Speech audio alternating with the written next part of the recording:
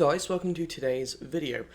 Today I'm doing a video dedicated to the crests on ancient Greek helmets, as they are quite an interesting topic. Now, ancient Greek helmets are very interesting helmets, from their elegant shapes to the variety of types, but one of the most characteristic parts that all of these helmets seem to have are the horsehair crests.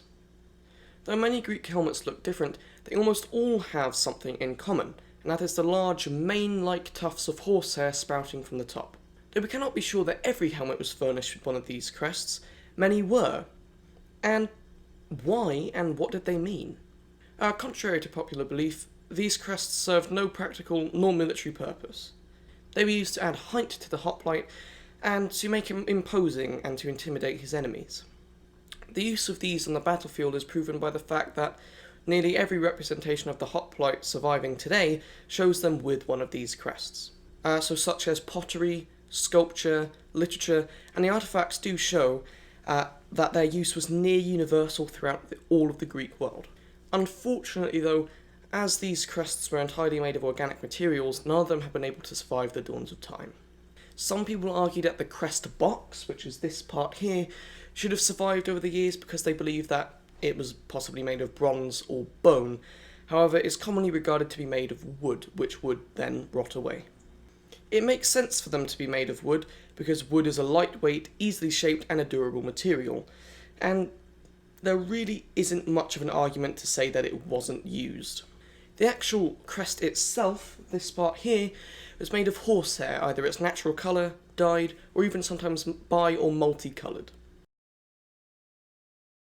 As per usual with the ancient Greeks, there does not seem to really be any universal size nor colour that these crests had to have been.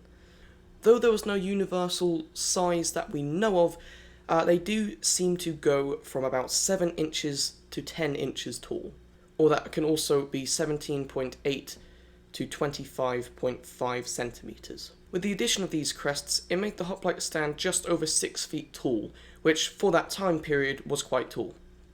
The crest was assembled by bundles of uniform-sized horsehair, which was then glued into holes that were bored into the crest box. Though the surviving helmets do not show crests, many of them show evidence of there once being one. On some, there are small nail holes through the helmet, and others even show a slight change in the patina of bronze. The fact that the patina of bronze is slightly different, it would mean that as the helmet was buried, the crest would have still been attached and would have just rotted away as it was made of organic materials. Others are shown with a small hook on the front of the helmet that is about there, and also one on the back, which is where a leather thong or a leather thread would have been tied to each side of the crest and then tied onto the helmet, securing it in place. How were all of the crests attached? No one knows for sure.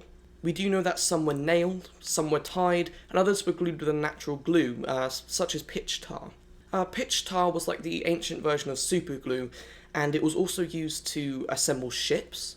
It is a pine and tar mix, which has also been mixed in with wax and ash, which then makes it waterproof, and also incredibly strong.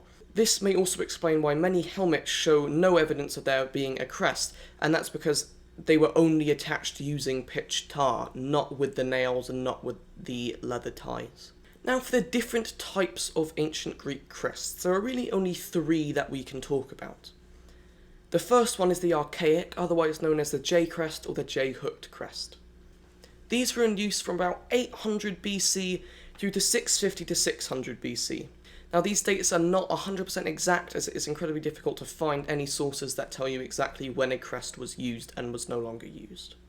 Next there is the common Corinthian crest.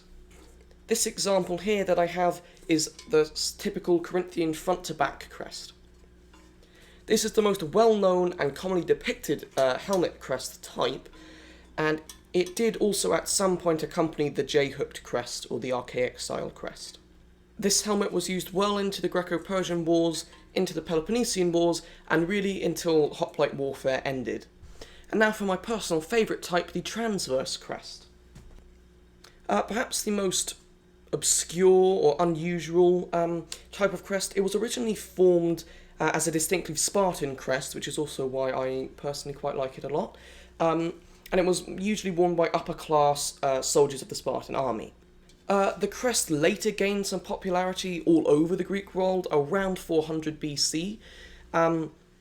However, its recreation and use in pop culture is definitely overdone, as apparently only about 1,500 Spartiates wore this helmet type. Perhaps that number is exaggerated a little bit, but nevertheless, it was definitely used significantly less than the traditional Corinthian type. I hope you guys enjoyed this video and learned something about the ancient Greek crests. If you did, I'd really appreciate it if you do all that typical YouTube stuff, like and subscribe, and if you'd feel so generous to check out one of these videos that will come up in just a second, I would much appreciate it. Thank you guys so much for watching, and I will see you in the next one.